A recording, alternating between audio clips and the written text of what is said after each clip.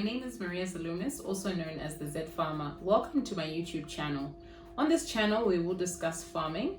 We'll discuss the pros and cons of growing certain crops, but at the same time, you will get my personal side and my feelings and my thoughts in full about the farming, the everyday challenges, the everyday wins, the everyday losses. So come and join me on this journey as we discuss an introduction to farming. So this particular episode talks about what is farming? Why am I in farming, especially here in Zambia? I lived in Australia for 12 years and I've come back to Zambia starting from 2016, not to farm, but because I came back to help look after my dad. But in the point of being jobless, it left me just being very, very unsatisfied with the situation that I was in. I was a nurse in Australia, and every hospital that I went to in Zambia, I was told that I was overqualified just to work as a normal nurse. I found myself without employment. And one particular day, my mom said to me, Maria, go and see what is on the farm. See if you can farm. In the beginning, I laughed. I said, who wants to get dark? Who wants to have dark arms? Like the arms I have now. But on the first day when I got on the farm, I found a tomato garden. And I remember everywhere else there was bush. It wasn't like the way it is now. And the tomato garden had yielded about 12,000 kwacha, which is equivalent, at that time, it was equivalent to $1,200. And I said, well, maybe this could be the answer for my joblessness. At the same time, I looked at the love I have for less privileged people. I'm the type of person who loves to help. I can run even 5-6 charities at one go. That's the type of person I am. So I decided to just take on this farming full throttle and just do it. And 4 years later, here I am. I have 3 farms. I have Tuzini 1, 2, and 3. I am a cattle rancher. I am a tomato producer. I'm an onion producer. And I'm also a groundnut producer. So on every single farm, there's production going on. Tuzini 1 is 18 hectares big. Right now, we have about 10 hectares of tomato in the ground. We are planning for 8 hectares of onion on Tuzini 1. Tuzini 2 is 174 hectares, and we have 63 Brahman beef cattle on that farm. The reason why we decided to cattle ranch on that farm is because half of the land is not good for crop production. It's very, very sandy. The soils need a lot of building. So we decided to introduce cattle on that farm as a second line of business. Then on the third farm, we have tomato production right now. Unfortunately, right now we have 5 hectares which went underwater due to the climate change and lots of rain. But we are planning for another 10 hectares very shortly in the next 2 to 3 weeks. So we're land prepping at the moment. Now, how did I get to that stage of being a commercial farmer? At the same time, I also grow seedlings on a large scale. We have 3 greenhouses on Tuzini 1, and I support smaller farmers to grow. So we provide the seedlings, we provide the chemicals, we have a chemical line, and then we give you the know-how and we hold your hand through the growing process until harvest. And we've successfully done this not only here in Zambia, but all over the world by doing online training. So it's been quite a journey. But let me tell you from the personal side how I came to farming. First of all, I went through a very hard divorce. I love the father of my child. He's very loving towards his daughter, but things couldn't work between us. And I lost my child in that process. My second child, I was pregnant with my second child and I lost my child. And it was very, very hard to deal with the loss of my child and then me being divorced. And out of that pain came entrepreneurship. It came that urge to farm and that urge to just grow big, because all I wanted to do at that stage was pour all my energies into farming, which was amazing. It did me a lot of healing, a lot of good. And then I decided to just fall in love again, and still it didn't work. What lessons am I trying to teach you from all this? I have been divorced twice and I'm a single mom. I have 2 kids. You require 100% support or no support at all. What do I mean by that from a partner?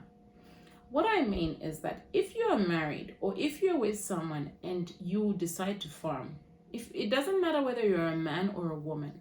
If you're a man, you need your wife to support you 100%. You need your wife to be able to bath the kids whilst you're in the farm. You need your wife to be able to cook your meal whilst you're in the farm. You need your wife to do those things. If you're a woman and you're in farming, you need your husband to take interest in what you do. The environment that you thrive in is very, very, very important for your growth and even for your farming growth. You cannot grow in an environment which is toxic and negative. Not even your plants or your crops or your animals will grow, because at that stage, you're not really focused on getting the job done. You are focused on what is happening at home. And I can testify this from my second marriage and my second divorce, where I had somebody he was supportive, yes, but because we were toxic to each other, the negative feelings and the negative vibes started affecting me. And finally, I had to leave. And trust me, ever since I left, I have thrived so well because of the environment that I'm in. I'm in a peaceful environment. I can focus and really just focus on what needs to be done. But in all this, my pocket never suffers. You need to choose one thing when you're farming. When you're farming, you must know that your pocket will never suffer. You're not stealing from anyone, you're not crooking anyone, but you're feeding people. There is a huge, huge blessing in feeding people. That's number one. And two, we create employment for over 106 people across the 3 farms. People who haven't been to school, who haven't had a chance to thrive. I find them thriving in our environment. So I teach my workers a lot about thriving, about being an entrepreneur, about consciousness, and about awareness. Always remember that if you're a human being and you've got a talent for farming or any other talent or any other gift, it's very, very important to thrive in your gift. And the only way you can thrive is to ask God to give you innovative and creative ideas. The way to create wealth is to embrace or harness extraordinary solutions that you can provide to man. When I say man, I mean the whole world. What extraordinary solutions can you provide as an entrepreneur or a business person to solve people's problems very urgently and very quickly? Let me give you another example. I solve farmers' problems by providing seedlings, by producing a good quality hardened seedlings. I also provide marketeer solutions by ensuring that when a marketeer comes here, if they buy an amount of boxes of tomatoes, I transport the tomato for them. So I'm not only solving their need for their produce, I'm solving their logistic need for transport.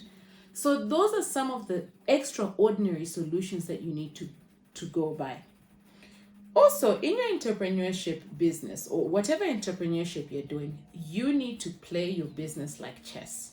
You need to make sure that you brand properly. You need to make sure that you are visible on all the social media sites. Then you need to ensure that you play your business like chess. It's very important to play business like chess. Always work on your competitors' faults. Be on time. Deliver quality results. That is the only way, because people have options everywhere. It's the same thing with the tomato business. I deliver a good, big, beef quality tomato that shines on the market. That's what I need you to start focusing on. Now, how do we get to that point of focus? It's very important for you to envision in your mind what it is that you want to achieve. And envisioning in your mind takes you to the meditation phase, which I will talk about in my next episode. But I need you to start envisioning what it is that you want to achieve in the next 1 year. The minute you start envisioning and the minute you start focusing your mind on that, remember the Bible says that whatever a man thinks, so is he. It's very important just to keep on thinking and thinking and thinking about that. Once you do that and you commit your plans to God, everything else unravels as long as you're working towards it. So the next episode, we will talk about consciousness, awareness, and meditation, and how God works through you and how much power you have. Because even speaking, you have power. So I want to leave you with homework today. You need to envision what you want to become, who you want to become, what it takes, and also where you see yourself 5 years from now. From the ZedFarmer, it's a very good afternoon or good morning or good evening from wherever you are. I will see you in the next episode.